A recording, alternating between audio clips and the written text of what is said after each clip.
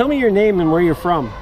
My name is Jennifer Heinz, and I'm from Vancouver, BC in Canada. What did your family think about you coming to Thailand? I think I kind of sprung it on them. I had an idea that I was going to teach somewhere abroad, and I had a few options available, and Thailand kind of just came up the most easily. And I don't know, I think that they think I'm a little bit crazy, but I also think that they like that about me. How did you feel when you arrived in Thailand? Well, I didn't really know what to expect, but I've traveled quite a bit at this point, so I kind of had an idea of what Thailand would maybe be like, and I'd done a little bit of research on Thai culture, so I had a small idea of what to expect, but I wasn't necessarily expecting kind of the level of how rural Singburi would be, but I've actually kind of enjoyed it. It's been nice to be out of a city, and it's nice to see green. Going to Bangkok and everything is concrete.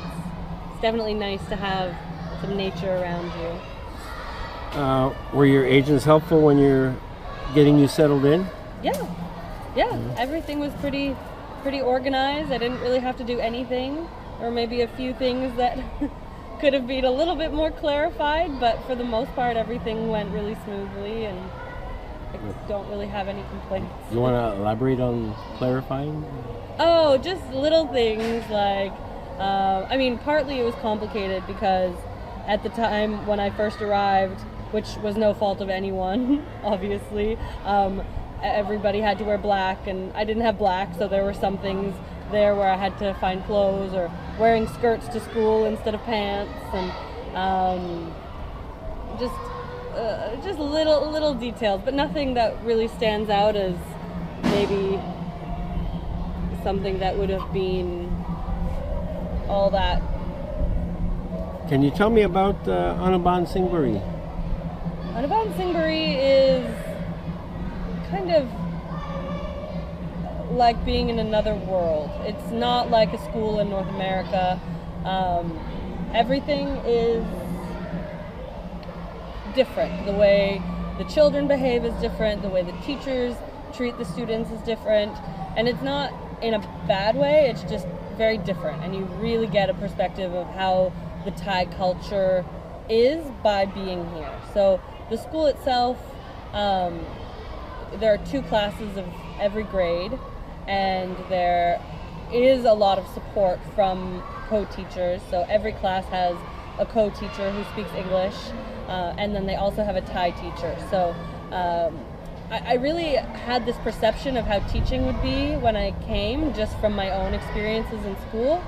And the one that really stands out to me is when you're a kid and you're in school and your teacher gets really quiet, and all of a sudden the classroom just gets really quiet because they realize that your teacher is not so happy with you. That just does not happen here. The volume just continues to rise. So it is really nice to have that support from the co-teachers. I know that that doesn't exist in all of the schools in Thailand either. I've heard some stories of teachers just not being able to get control of their class. So it is great. My co-teachers are amazing. The school itself is quite large, I think, in terms of Thai schools. Anubon is a fairly well-known school, I think, and we have pretty good resources. You don't have a whole lot of structure going into it, so a lot of it you have to kind of figure out what works best for you and what works best for your kids. My 2 classes that I teach for P1, I have to approach them in very different ways because of different levels and attitudes and behaviors. Also, my co-teachers are a little bit different, so it's really just taken some getting used to and figuring out what the best approach is. But overall, the school is great. Tell me about the kids then. The kids are hilarious. I love working with the kids, and one of the most rewarding things about teaching in Thailand has been watching my kids improve. And I've only been here for almost a whole semester now, and I've gone from having kids who don't speak a word of English to kids who try to ask me questions in broken sentences, but at least they're getting their point across and they're excited to try to speak English, and they're all really goofy and funny, and they all just want to hold your hand and give you high fives all day. And that could be because I teach 6 and 7-year-olds, not older kids, but they're great. They're hilarious, and you always have that naughty kid in your class, you know. But they only add to the to the draw of Thai teaching. Tell me about living in Singburi. Living in Singburi is an experience. It's an experience unlike anything I've ever had before. You are fully immersed in Thailand, rural Thailand. It's not the city. It's small.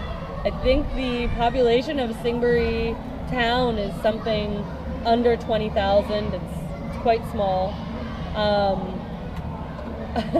I have a routine now, you know. I teach, I go to the gym, I have my few restaurants that I like to go to for dinner. The apartment doesn't have a kitchen, but a few people have hot plates, or I have a kettle. So most of the meals that we eat, we get on the street. We eat a lot of street food. There are a few really good restaurants as well, but it's cheap here. That's really nice. You know, if you go into, every time we go into Bangkok, we think it's really expensive because it really is. Bangkok is at least 4 times as expensive to get a meal as it is here.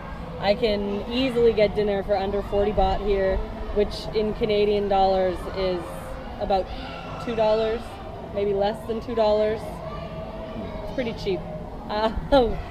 But yeah, we have scooters to get around. Most of the teachers have scooters or mopeds, and I highly recommend that, because otherwise it's hard to explore. It's hard to leave your little bubble of Singburi. But I've been able to do a few trips kind of on my own or with some friends. We tend not to drive more than about a half an hour outside of town, just because it's not the safest to be driving on the big roads on scooters, and it definitely takes getting used to driving in Thailand, especially since it's on the wrong side of the road. But it's been great. You can go and see temples and find restaurants and coffee shops, and a lot of word of mouth, because not a lot of things are online in Singburi. Hard to find. Maybe you find a Facebook page. That's about it. Well, from Singburi, getting around Thailand and traveling, have you had a chance to do that? Yeah, I've traveled a lot while I've been here. I've been really lucky. I have to admit, I've taken a couple of sick days to extend a long weekend here and there, which I don't think is necessarily something that they enjoy when we do, but we take advantage of the time that we have, and we do have a lot of long weekends. So it's pretty easy to take trips on a 3-day weekend, or even a 4-day. We leave after school on Thursday, and we make it work. But I've traveled a lot. We've been to Bangkok quite a few times. Bangkok tends to be kind of our at least our first destination, regardless of where we're going, because most of the transportation to get anywhere is out of Bangkok. But to get out of Singburi, it's really very straightforward. The bus station has buses running to Bangkok all the time, or minivans or minibuses. To get to the BTS station, which is the metro station in Bangkok, it's 90 baht, so it's under $4, and it's about 2 hours. So, I mean, you download your Netflix movies and you take a book, but really it's not so bad to get to Bangkok. You can do it in a day if you really want to do a day trip, which is a long time to sit in a car. Usually we stay overnight. So we've been to Bangkok a few times. We've had some fun. We've found our Bangkok pool parties. We've made lots of friends, lots of teacher friends from all over the place traveling as well. I've made it down to Phuket, And where else have I been? I was on Koh Samet. Oh, for New Year's we went to Hua Hin, which was beautiful, and I was just we just had a long weekend, and a few of us went to Koh Phi Phi, which was beautiful. The snorkeling was the best I'd ever seen. So I've definitely taken advantage of traveling, and that's just places that I've had to kind of make longer commutes to. There's also beautiful cities closer to here. You can do a day trip to Ayutthaya, which is the oldest city, or the second oldest city from the Siam Kingdom, and during the Ayutthaya rule, and it got destroyed during the Burmese War. So it's beautiful. There are just beautiful ruins of temples all over the place, and that's really quite close. It's an hour, although we did try to get ripped off on the bus going there. You have to kind of know how much you want to pay. There's Lopburi is pretty close. How safe do you feel living in Thailand? I feel pretty safe. I honestly, I rarely feel unsafe. I feel more unsafe in touristy areas than I ever do in rural areas or around Thai people. Like I watch my bag a whole lot more around tourists. Thai people have this real sense of what's right and what's wrong, and I'm never afraid that somebody's gonna steal anything or hurt me. Everything is pretty safe. The only time I really feel unsafe in Thailand is sometimes driving. Not myself, but sometimes the bus drivers are a little bit crazy.